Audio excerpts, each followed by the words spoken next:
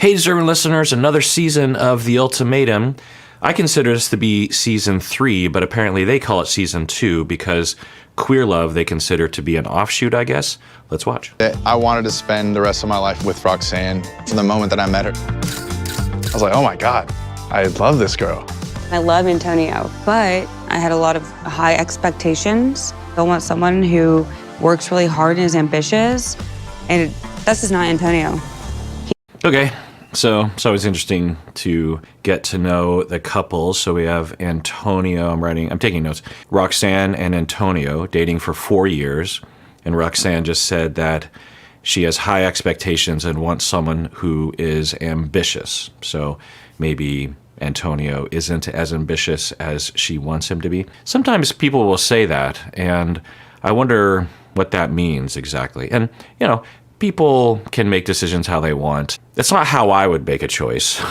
I'll just put it that way. Because to me, which I think would be fairly obvious by now if you've been watching my channel, that I think love, attachment, security, respect, lack of abuse, compatibility, all those good things far outweigh any kind of evaluation I would have of my partners as to their ambition. Now, I guess there's an extreme in the other direction that I'm just speaking personally because, it's all just a personal choice, and Roxanne is free to make that choice for herself, of course. But yeah, I think there's an extreme on one end of the spectrum. If Stacy, for example, wasn't depressed, if she's depressed, then that's a whole other thing. But if she wasn't depressed and she just made choices to have no interest, but I don't know, what do I care? If she just wants to sit around and watch TV, well, what's it to me, really? So I wonder if there's some trauma there, for some relational trauma, some history for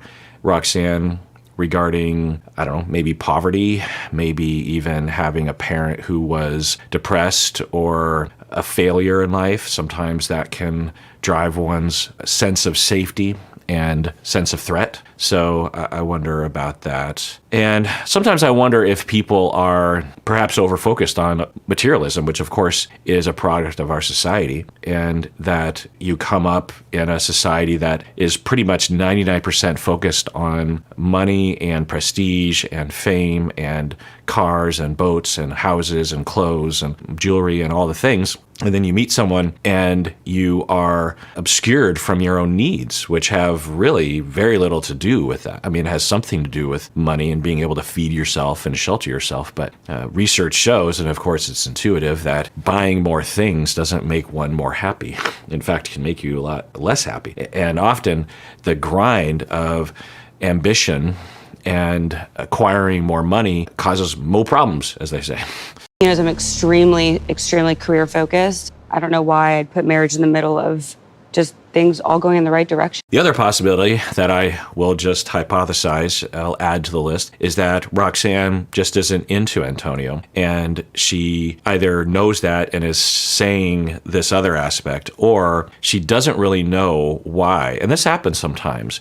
You are dating and you just get a sense like you just don't want to be in the relationship, or you aren't excited to see them or be with them, or you find yourself thinking about past partners or other people that you're attracted to that you meet, and you're thinking, am I really into my partner? And there's nothing that you can identify as like, yes, that's the reason why I don't like them. But sometimes it's just a chemistry thing, or you're not really aware of every small detail or even big detail in a relationship. So, we can add that to the list. Antonio, would you be willing to walk away if she says no? Yes, I would be. Psychologists agree that giving an ultimatum isn't exactly a good way to get someone else to do what you want, but... So I wonder where he's getting that from. Psychologists agree. Is there research? Because essentially the way that would be conducted is you would survey a psychologist and ask them, do you think that an ultimatum is a good way to motivate your partner in an intimate relationship? Well, what a psychologist would ask after that is, what do you mean by ultimatum, and what do you mean by a good way to motivate your partner? I mean, because when it comes to psychological research, we get real specific because it can mean a lot of different things. And I would contend that that needs to be discussed here, because the kind of ultimatums that are proposed on this show, I think, are perfectly fine. I don't know if many psychologists or other clinicians would contend that if you are in a 4-year relationship like Roxanne and Antonio really wants to get married and wants to start the rest of his life, maybe have kids, there's a time crunch on that kind of thing, and Roxanne doesn't want to, is it wise or healthy to say, hey, we either get married soon, we either start heading that direction, or I'm sorry, I'm just going to have to end this relationship. I can't imagine many people, including psychologists, saying that that's unfair. Now, the other side or the other usage of the word ultimatum would be to say, unfair things like, hey, you better empty the dishwasher or I'm going to divorce you or something. I think that's what people think of ultimatum. Ultimatums can be good or bad. They can be healthy or unhealthy. It is the very best way to get the answers that you need and in a timetable that you can live with. Did he say, let me rewind that. Did he say psychologists say that? Let me rewind that. It is the very best way to get the answers that you need and in a timetable that you can live with. This is a side note that this is a common notion or vibe that I'll hear from people, that they'll say, well, psychologists or scientists say this one thing, but we all know that the common sense is right, which is this other thing. And I find it to be, I don't want to accuse Nick latchy. It's Lachey, right? So I was calling him Latchy for a while. I don't know. He just looks like a Latchy to me. I don't want to criticize him. I'm sure he's been given a script or something, but this kind of rhetoric that scientists say this one thing, but we all know something better, or these TikTok videos or headlines or tweets, people be, scientists don't even understand why bees can stay afloat, or this kind of thing. As if, I find it to be kind of odd. I think it's this notion that we, as non-scientists, I'm technically kind of a science because I have conducted science, but for people that are not doing that sort of thing, they see scientists as these superior people, and there's this sense of like, I don't want them to be superior over me. I don't want them to lord their knowledge over me. And so they don't know everything and I know things. And then there's this temptation to click on and feel good about saying things like scientists don't know what they're talking about. And when you take that further, you find the anti-science movement in our society spearheaded by many politicians, because science will refute a lot of their political claims and a lot of their notions about race or gender or all sorts of things, climate change, obviously. So I don't know how we got on that topic. I'm not saying Nick is to blame for that. Now, there are lots of reasons people say they aren't ready for marriage, but the truth is, fear of commitment almost always boils down to just one simple question. Am I really with the person I can see spending the rest of my life with? Yeah, and so to be fair, Nick, I love the way he phrased that, because that is true, and I will use that clinically. One of the questions that I found, I was just talking with a student today about how in graduate school, in my opinion, of the things that I know about psychology and know about how to be a therapist, 1% of that I learned in graduate school. And I went through many, many years of graduate school because I have 2 master's degree and a doctorate. So one of the things that I learned outside of graduate school about couples through just talking with them, it's such a crucible for learning. You're sitting there in a room for hours and hours and hours every day, 8 hours, 10 hours a day,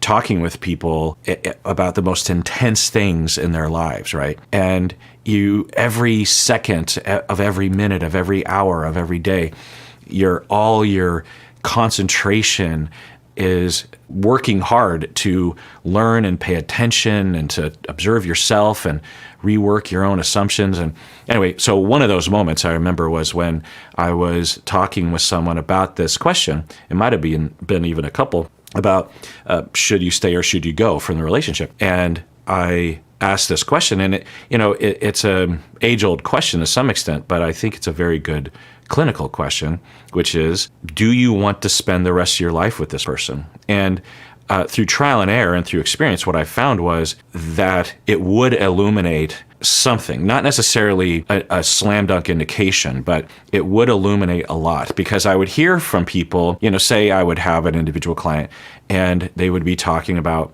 wanting to get a divorce, but they're not sure. And usually these decisions take months, if not years. It takes a long time. I mean, unless there's something really heinous about the partner. But even then, especially once you have kids, you've been married for 20 years, it takes a long time to make those kinds of choices because there's so much at stake. So I'd hear from the person, they'd be like, yeah, I really want to leave. On the other hand, I think I should stay because, what about the kids? Or I also can find love maybe if we go to couple therapy, a lot of on the fence. But then when I ask this question, can you live with your partner as the way that they are? Maybe they'll change a little bit, but maybe not a lot, because even if they go to therapy, it's not like they're going to change very quickly. And even if they go to many years of therapy, it's not likely that someone will change drastically. Therapy obviously helps to change people, but it takes a long time, particularly if it's an ingrained personality issue related to childhood trauma. But so I asked that question, can you live with this person the way that they are for the rest of your life? And what I would find is that some people would say, yeah, I mean, maybe I could say. And then other people would immediately say, no, even though they felt like they were on the fence. And I would say, oh, okay, well, that's interesting, right? What does that say to you about how you feel? Because I think what it forces people to do is, because when you're in the moment and you're thinking, should I leave? And maybe some of you are in this position, you're thinking, should I leave? Should I go? I think a lot of us have a tendency to think about the negative consequences to leaving, right? Having to tell your family, having to go through a divorce, having to move out of the house, having to split all your stuff, having to traumatize the kids potentially. Who gets the animals, the pets? What if my partner is very hurt by this? What if they hate me for the rest of their life? What if all my partner's family and friends hate me? I've heard of disasters like this. Does this mean I'm a failure in life? Just a lot of negative things. And that keeps us in a position of inertia. But when you are asked this question, can I live with this person? For what it forces you to do is think about the rest of your life. You're thinking, okay, I have, 40 years left on this planet or something. Is this how I want to spend the rest of my life? And if things aren't going well, then the individual, it's abhorrent to think about spending 40 years, even another year with this person. And so I think it brings people into focus. So, Nick Lachey, thumbs up. But I think we have some things in our relationship that we need to work on. I don't know why we can't work on those things as a married couple. Okay, so that's another thing that might be left out from their initial statements as to why they aren't ready for marriage, that there is conflict. And it's even hard for me to imagine them having a lot of conflict because they seem so together and nice to each other. I wonder is everyone like that? When you watch these shows and we get to meet the couples, regardless of what show it is we're watching, I think I always just have this default assumption that everything's fine. And then, of course, it's not fine for some of these people. It's not fine for a lot of these people. And they're probably specifically on this show because it's not fine. And there's always a number of couples where things are really not fine and extremely not fine.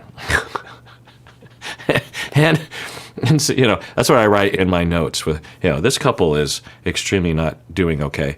That's not what I write, but do you do that? Because I do. And then I think either that's a human bias that not everyone has, but many people do, or it's because I come from a lot of good relationships.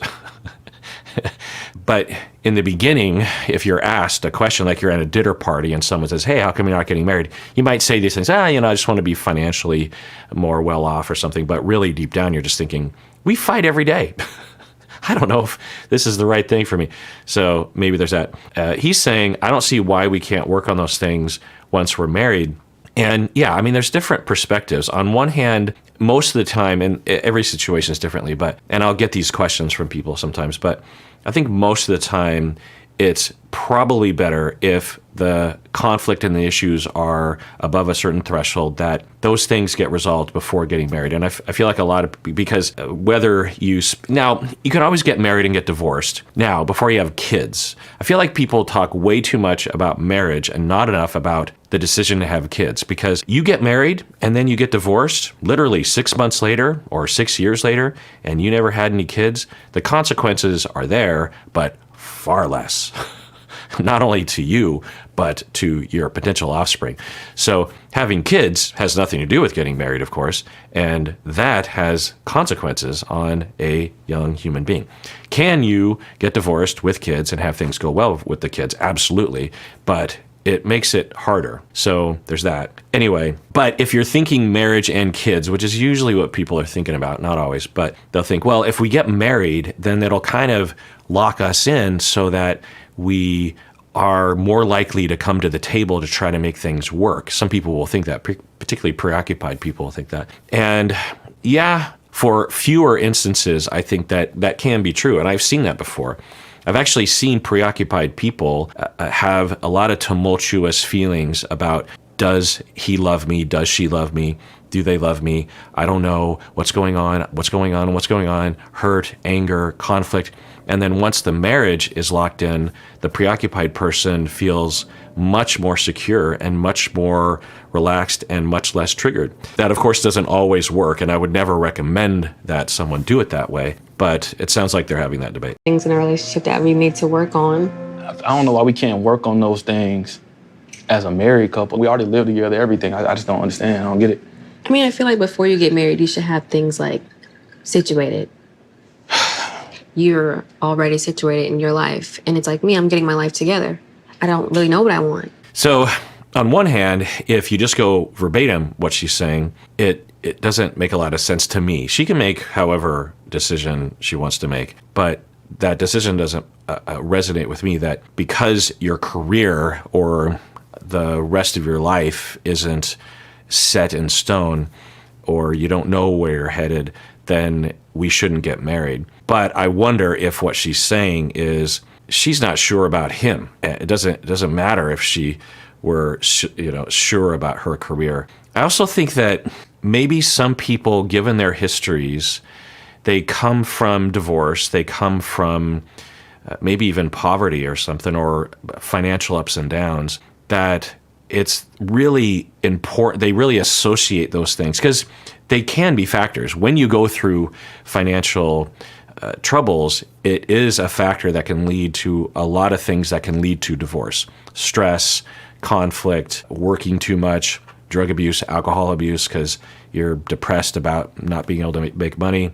And then, and money can actually make things fun sometimes, to go to a movie or go out to dinner or a vacation to help you get through the. Also, with poverty, often you're working minimum wage jobs, or maybe two of them, and all the stress thereof. Being abused by customers, the less you. It's really unfortunate, and it's even true in my field, that the less you make in my field, meaning when you're at the beginning of your career as a therapist, the more likely you are as a therapist to be abused by your clients. Not always, of course, but you are off. Like in my career, when I was first starting out as an intern and working in community mental health, I was assigned clients that weren't necessarily wanting to work with me, or not necessarily even wanting to be in therapy to begin with. They're being forced into therapy, sometimes by the courts, sometimes by their parents or by their spouse, and they were reluctant individuals. And that's a tough session to get through, some of them in particular.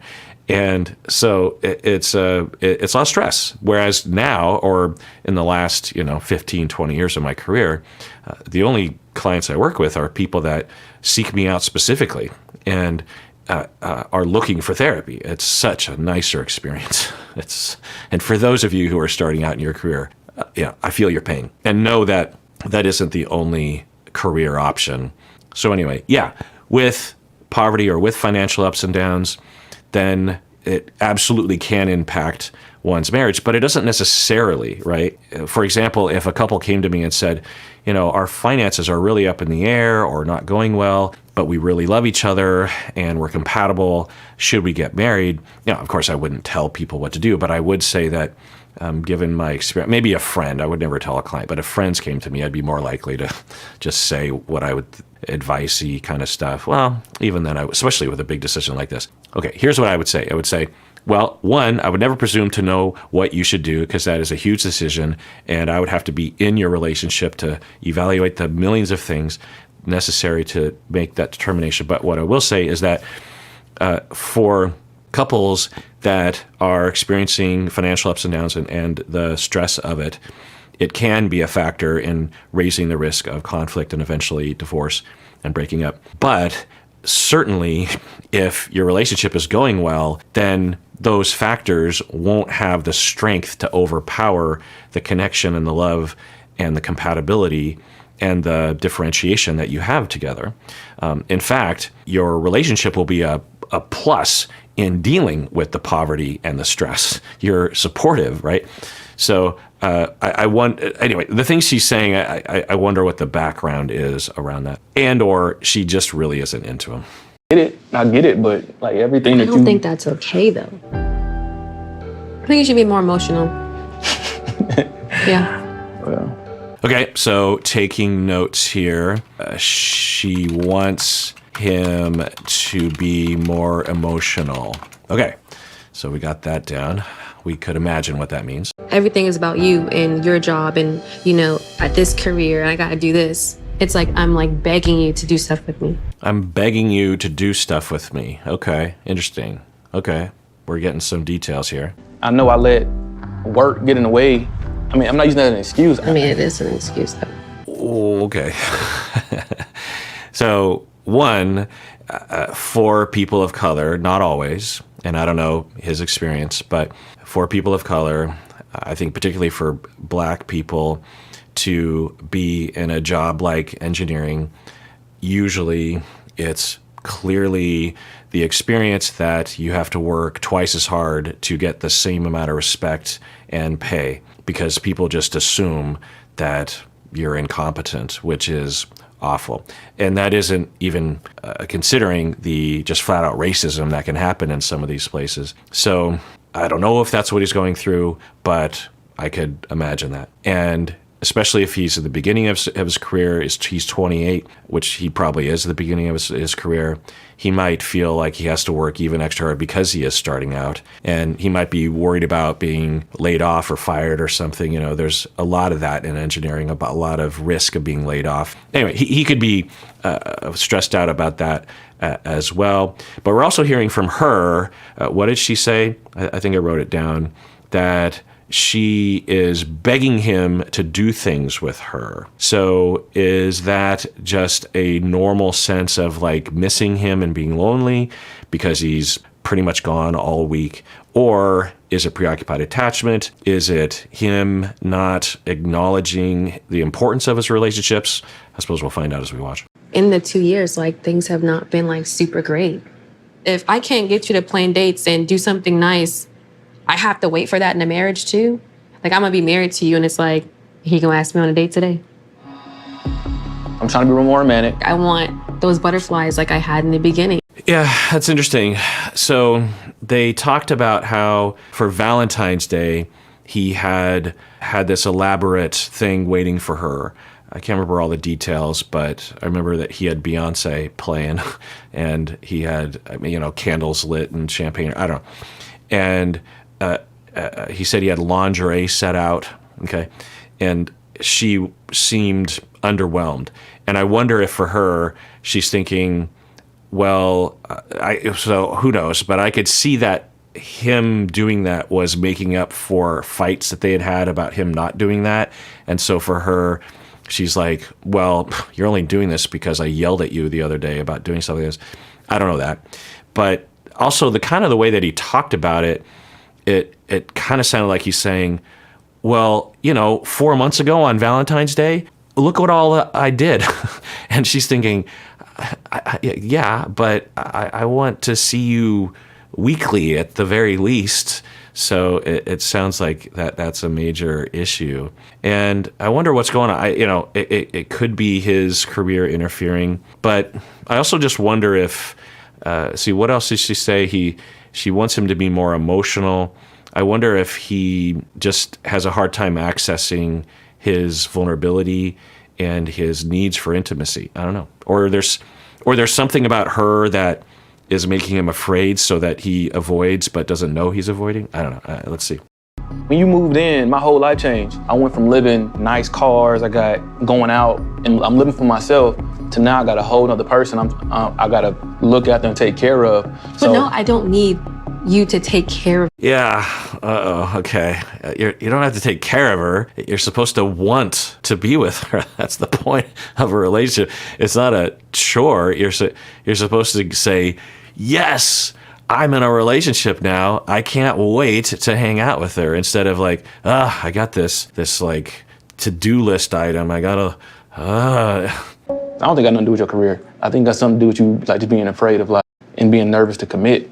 I want to marry you. I want you to be the mother of my kids. I want to do everything with you. If we're going to be in love and a couple and together and working towards a future and being married, we literally have to do that as one. Yeah. So it could just be an incompatibility thing. But I wonder if he could optimize his happiness, which is a weird phrase, by getting to know his needs regarding intimacy, or getting to know whatever barriers he has to having that natural desire to want to be with someone. And this is something to think about in your own relationship, is there's always, the first thing I'll say is there's always going to be a difference or an imbalance in various different domains, whether it's initiating sex. One person wants to do it more than the other person. Sometimes the gap is quite large, sometimes not. Sometimes it varies over time. So one person's going to want to have date night more often than the other person. Sometimes it's large.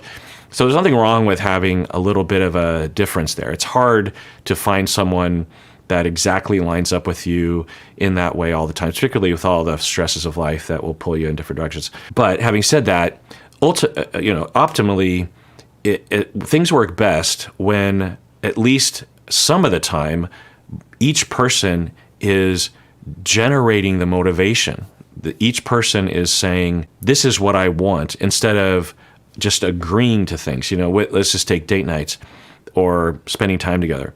So one person asks and initiates, and the other person says, okay, let's do that. And even if it's, they're cool with it, but often, let's say the scenario is the person responding is like, no, sometimes I don't have time for that, or I don't have the energy, or okay, I think I have the time for that. There's a reluctance to it or something. And, it takes its toll, because both people aren't getting what they want. The person initiating isn't getting an equal energy towards them. It's hurtful. And the other person who is having to say, I don't have time for this, is being badgered, right? And sometimes it's a compatibility issue. Sometimes it's conflict. It's often conflict. It's often resentment, honestly, that is holding people back. Avoidant people tend to, when hurt, tend to find themselves almost punishing their partner by saying no to stuff like that. But optimally, in a well-oiled relationship, each person is initiating things. Each person has spontaneous desire, in touch with their feelings of, hey, I miss my partner, even though I see them all the time, and I want to have some alone time with them, or some intimate time with them, or some conversation time with them, or some fun time with them. And we haven't had that in a while, so I'm going to communicate that somehow. With my wife, she's not the most verbal person. That's my job. Every couple has a certain amount of words that are said, and some people it's equal, and some people it's, if one person talks a lot, the other person. Yeah, anyway, so the way that my wife communicates it to me is she has a certain look. She has a certain eye contact with me. It's real subtle. It took me a while to figure it out, but she'll have a way of kind of pausing as she's looking at me, and I can tell, oh, so do you want to I've never verbalized that before, even to her. Well, maybe to her. Well, she reviews this video, so she'll see this. And so, that's another thing, is to know how you're communicating it, know how your partner wants to communicate it. Sometimes it's text. Sometimes, it's eggplant emoji, or it's a little party hat, or the champagne emoji or something, or a run emoji because you want to go on a run together. So, there's a lot of ways to and I think one of the benefits of texting your partner, which me and my wife do sometimes, is that it's less vulnerable. And you can throw it out there, and the other person can take some time to consider it and consider their response. And depending, if things go poorly over the communication, texting is actually a bad venue because there's a lot of misunderstanding potentially. But, so maybe here's homework for y'all, is to think about all that, but to notice your needs. I think most people will deprioritize that need that I'm talking about, that need for connection. I mean, if we're put on earth for a handful of things, this is one of them. To connect and love and be known, to be understood truly, to have true intimacy where someone gets us and we get them. And there's eye contact and holding hands and looking into each other's eyes and saying, what are your dreams and who are you? And laughing about the weird couple sitting next to you at the restaurant. I mean, that is the joy of life. That is the reason why we are on this planet. And so to deprioritize that is a crime. So homework is to notice that for you, because it will come from within, and get a good connection with how you know that. And maybe even just thinking, well, I haven't had that in a while. I bet you I need it. Similar to sometimes for me in like going to the bathroom or eating or something, I might not necessarily feel hunger, but I'm like, well, I haven't eaten in a while, so I probably should, that kind of thing. And so I'm not usually going for long periods of time without eating. So for me, this is like, 3.5 hours. I'm like, I haven't eaten a lot of food in 3.5 hours. I bet you I'm almost on I'm on the doorstep of death. It's a Japanese thing. Anyway, so to notice that and to figure out, to notice how you bid for it too with your partners. And if there's vulnerability or worry, like, what if I get rejected? That's an issue to work on with your partner. Maybe they respond in ways that hurt your feelings, and so you're less likely to put yourself out there. This is a huge part of why we're in relationships and what sustains us through the difficult times. When we have couples that are going through conflict, even if it's minor, but they have no positive interactions, then that's what leads to resentment and anger and breaking up. John Gottman found that you need, on average, about 5 positive moments for every 1 negative moment. And they found this by observing couples in the lab, sometimes for a few hours, but sometimes they would have couples in these cottages in Seattle for the University of Washington study, and they would film them like a reality TV show, kind of like how they do on this show where they have cameras.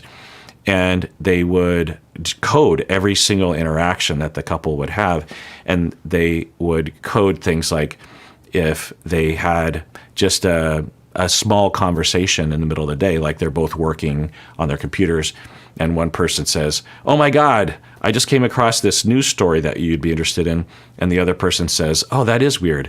That's a positive interaction. Positive interactions don't have to be mind-blowing. They can, but they just have to be something positive, something that is bonding or connecting or interacting.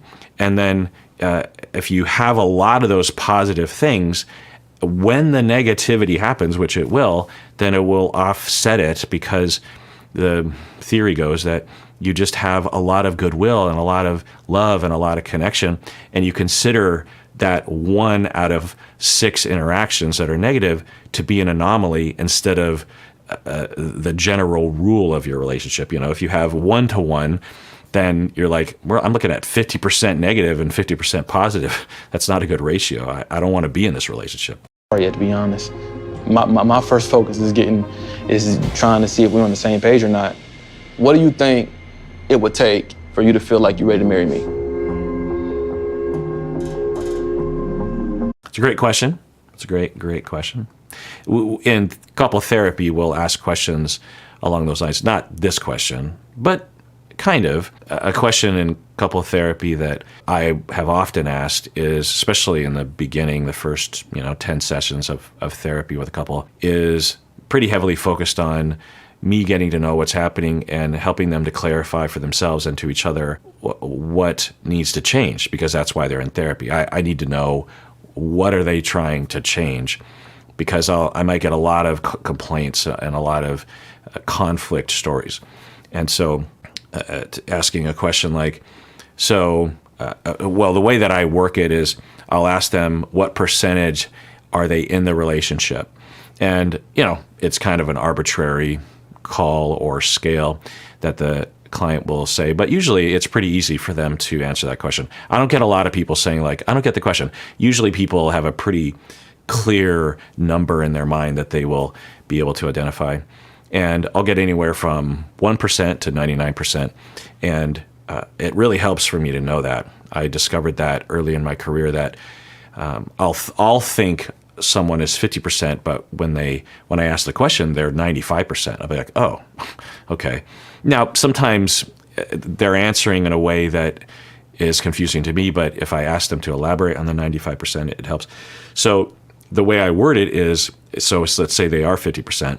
What would need to change over the next 3 months for you to go from 50% to 60%? And I like this question because it doesn't say what needs to change in order for you to be like totally happy all the time. It's like, because change takes a long time. So what needs to change in the immediate future for us to get just a little bit better, and if we just keep doing that, then we'll be good.